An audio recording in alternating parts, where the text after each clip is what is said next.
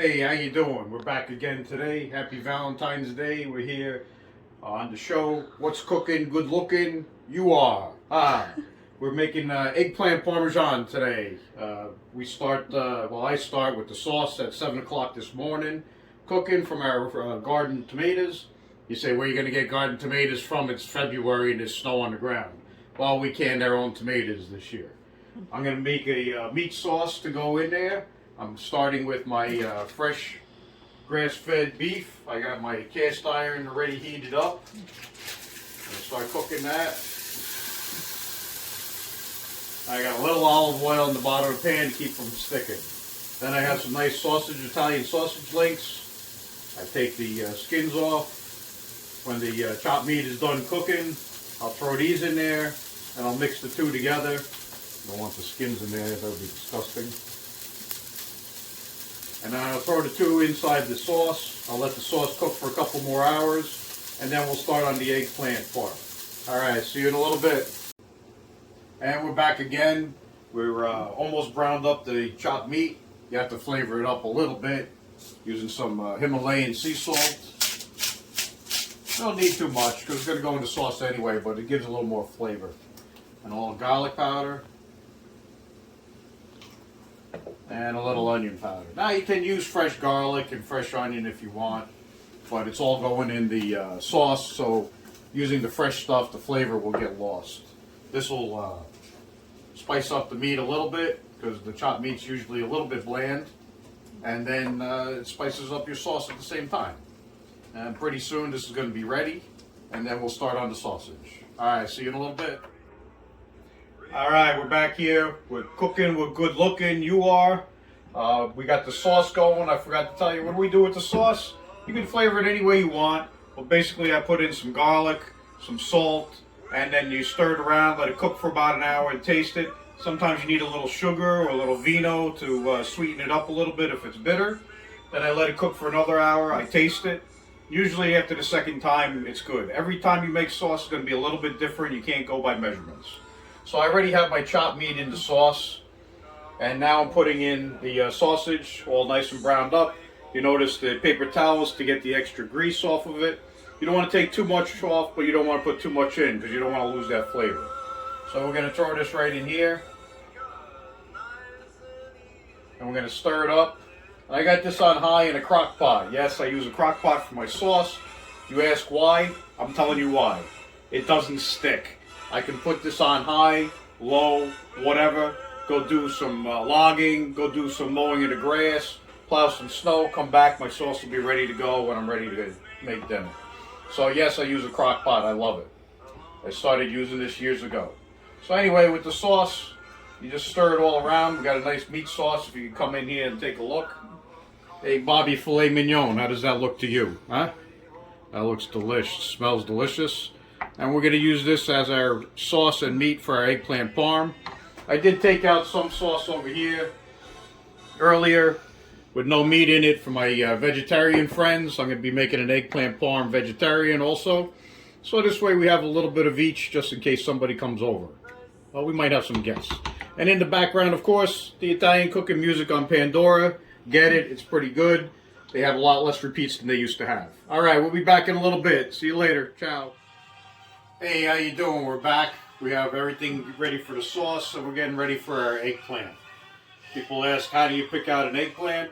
I wouldn't go any bigger than this. Any bit fatter than this, you're going to get way too many seeds, and it's not going to taste good. This is about the smallest I would go. It's going to be nice and sweet. You also want to squeeze it a little bit. It should have a little bit of play to it. It should not be too firm, and it shouldn't be too soft. We have our free-range eggs right here. Look at the color of those eggs. You ain't going to find eggs like that in the store, I'll tell you that. And then we have our 4C's breadcrumbs. You can use Progresso if you want, but I think it has a little different flavor. Or if you want to go all out, make your own. But I like the 4C's. So what I usually do after washing the eggplant, you can see it's nice and wet. And I got my nice Cutco knife. Yep, I like the Cutco set. I take the end right here, take it right off. That's going to get thrown in the compost pile, and take the other end off. Now you can cut it thick if you want, but then you're going to get, if you want chunks of eggplant actually in your parm. I like it thin. I cut them nice and thin. It takes a while to cut them. It takes a while to bread them, but that's okay. It's worth it in the end. In the end, you get a nice full flavor. You can see on this, not too many seeds. You don't want any more than that because the seeds start getting big and then you don't get the flavor of the eggplant. Now, after cutting all of this up, I'm going to mix up the eggs, dip it in the eggs, right in the breadcrumb into this plate so it'll be ready to fry it up. Now, people say, hey, where's the flour? You don't need flour, okay? I do this with my chicken cutlets, I do this with my pork chops, I do this with my eggplant, I do this with my zucchini. You don't need flour. The egg will stick to it, the breadcrumb will stick to the egg. It's that simple. At the end, if I have breadcrumb and egg left over, I make a nice breadcrumb patty. Oh my God, it's so good. And then we fry it in our pan. If you want to come take a look, I got my pan ready to go. I cleaned it up. Now, cleaning that up is a little bit different than cleaning up the flat top. You got to let this cool before you put some water in it. Then you put some water in it after it cools down a little bit, back on the fire, turn it on, start bubbling the water, and then scrape off anything that's on the bottom. Then you wipe it all out, fire it back up, put a little oil in there, so this way it's seasoned and ready to go. Now when you cook in the eggplant, it's going to expel a lot of water, so your oil is going to get bubbly. At that point, you can add a little bit more olive oil, a little at a time, until you can't cook with it anymore, and then you may have to change it out. It just depends on how much you're cooking. All right, we'll see you in a little bit. Ciao. Okay, we're back again. I got all of the eggplant all breaded up. I got my leaning tower of eggplant going. I got my 2 breadcrumb patties. I ran out of eggs, so I had to add an extra egg. So I made breadcrumb patties. I have my pan going. It's all nice and hot already, with just a little bit of olive oil on the bottom. So you can hear. You don't want it to be like super sizzling because then it's going to stick immediately to your pan. But you want a little bit bubble so this way it starts cooking. So I start with the breadcrumb patties all the time, make sure the oil's ready. Once I see that nice little bubbling going, I know it's good. I have my gas on about half. I had it up to like 7 to heat it up faster. And then I put some eggplant in. You just want to get them nice and brown and crispy on both sides. It doesn't take long to cook these up. And then from there, I transfer them to this plate with the paper towel on to get some of the grease off. After that's all done, I make my casseroles, which I already started the pans going. Put some sauce on the bottom. You always want to start with sauce. And we'll get to that later after this is done. Alright, goodbye for now. Alright, so we have a few of the eggplants ready cooked. They're nice, they're yummy, they're crispy. You can see a couple more cooking. The breadcrumb patty takes a little longer because you want to make sure it's cooked all the way through. But I use a nice little, I call it a pigtail, to flip them over. You just grab them, say, oh, look at that, it's not ready yet, flip it back over. It's that simple. But I like them nice and crunchy because then you could just do this. Oh, mom, going to me. Oh, it's so good, nice and sweet. And of course, the Alvino will go with this, salute. And we'll be back in a little bit when all the eggplant's ready. And just so you know, this is a time-consuming process. I started with the sauce at 7 in the morning. It's now 11:38. I took a little bit of a break for breakfast, but been pretty much going non-stop. On top of that, you got all the cleanup to do afterwards. We'll show you that in a little bit, which no other cooking show will show you. All right, ciao. Okay, we're back. We got all the eggplant cooked up. It took just over an hour to cook up all that eggplant. I did have to empty out the pan and start up with some new olive oil. I would suggest not dumping it down your drain because you're going to have clogging problems. I use an old aluminum can and dump it in that. All right, so I already started this casserole dish. We've got some eggplant and some sauce down the bottom. Here's my non-meat one going. And then we got this one started also. But I wanted to get the rest of the eggplant fried up. So you're always going to have little yummies like this. And your camera lady loves this. Oh, happy Valentine's Day, honey. Yes, I do. So then we're going to come in here. We're just going to layer it up. I usually like to put 2 layers of eggplant on the first layer. Just to give it some extra flavor. And when you cook it, it's going to cook down. It's going to melt away. You're not even going to really taste this. I mean, well, you're going to taste it, but you're not going to feel the texture of the eggplant. Unless, like I said earlier, you cut it thick. You will, as you can see, use a lot of paper towels. Be prepared for that. And a lot of dishes. So I got my second layer going here. And I always put the little yummies one layer down so we can eat them later. Good, good, good. Once I get that done, it's time for some cheese. I use shredded moots. You could use block moots and cut it up thin if you want.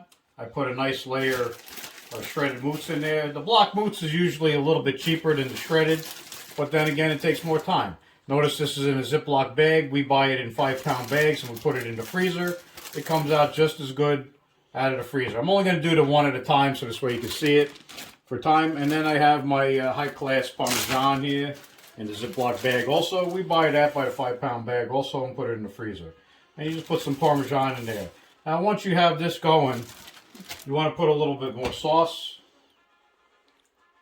And you just put, you know, a nice amount. You put a decent amount of sauce first to keep everything from sticking. And I'm going to do all 3 of these. The reason why I do this many at once, you're going to see it's a lot of time, it's a lot of dishes. So after you're done with this, you have leftovers, you put it in the freezer. It comes out just as good. So then I put another layer of eggplant on top.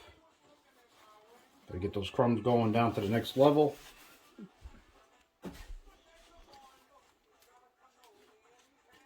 And then once you're done with this, I put a little bit more sauce.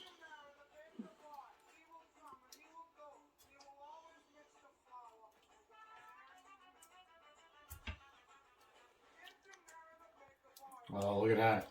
Then you have to cover it. So with this one, I have a nice glass cover for it. The other two, I'll put aluminum foil over it. And then we're going to stick these in the oven. It's about 1240 right now. No problem, stick it in the oven. You don't have to put it in the refrigerator. I put it on a pan. So this way, if it boils over, you don't have to worry about cleaning up the oven. Alright, the other two I'm going to put right over there. I know they fit in because I've done this before. What you want to do is you want to, about an hour and a half before you're ready for dinner, you want to turn the oven on about 340. Not 350 because it'll burn, I'm telling you right now. About 340, an hour and a half before. When the hour and a half is up, you pull it out, you uncover it, you put some more mozzarella on top, and you let it brown, ready to serve, and you cook your pasta at the same time. We're going to come back to that later. We're going to come over here and finish off these other two, ready to go in the oven so they can all cook at the same time. And then look at our dishes. All right, we got to clean them all up. So you think it's an easy job, but it's not. It's a lot of work to cook this stuff. So you want to cook it. You want to cook a bunch of it, and you have leftovers, and the rest you throw in the freezer, and it comes out just as good. Yum, yum, delish, enjoy, manja, salute. We'll see you in a few minutes or a few hours. Hey, how you doing? We're back. We had a couple-hour break while we're waiting for the eggplant parm to cook up. We have our water boiling, so we're going to put in our pasta. Pasta Isabella, one of the best pastas around. Take Barilla and throw it out the window. Get this stuff. Well, you can use any kind of pasta you want. We're going to go with a little bit of penne tonight. You could use rigatonis, you could use zitis, you could use regular spaghetti. I wouldn't suggest fettuccine. You put it in, look at this. Right in here, zoom in, look at that. How clear that water is. That's because there's not much starch in these pastas. You get that cheap pasta from the store like Ronzoni and stuff like that, throw that in the garbage, will you? At least go with Barilla. That's better than Ronzoni. So you stir it a little bit so it doesn't stick. We're going to pull the eggplant out of the oven here. Oh, my jaw's stuck. There we go. Going to have to work on that, huh? So we're going to pull this out and we're going to put the cheese on the top. I also have some Texas toast garlic bread going on in the toaster oven. It's a little bit heavy, so you got to be careful. You don't want to drop it everywhere. And we're going to pull this one right off here. A nice little work shelf on top of our flat top now that we got the wood topper, so you don't have to worry about burning anything. Look at that, huh? Delish. We got two over here. And the one without meat. And we got our shredded moots to go on top. I'm going to cover this all up. And you can put on as much as little as you like. I like a nice thick coating of cheese. The more the merrier. By the way, that pasta Isabella, we buy it in 20-pound boxes. In case you haven't noticed a pattern there. Go big or go home.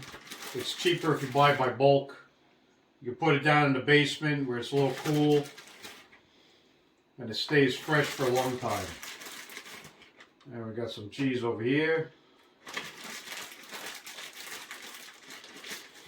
Almost done. Look at that. Finish that one off. Yeah, nice, nice. And a little bit for the last one. I use about 2.5 pounds of cheese making this, between the cheese in the middle and the cheese on top. Give you an idea in case you want to get some cheese ahead of time from the store for your shopping list. And we're going to cook this up. Let me stir up the pasta real quick.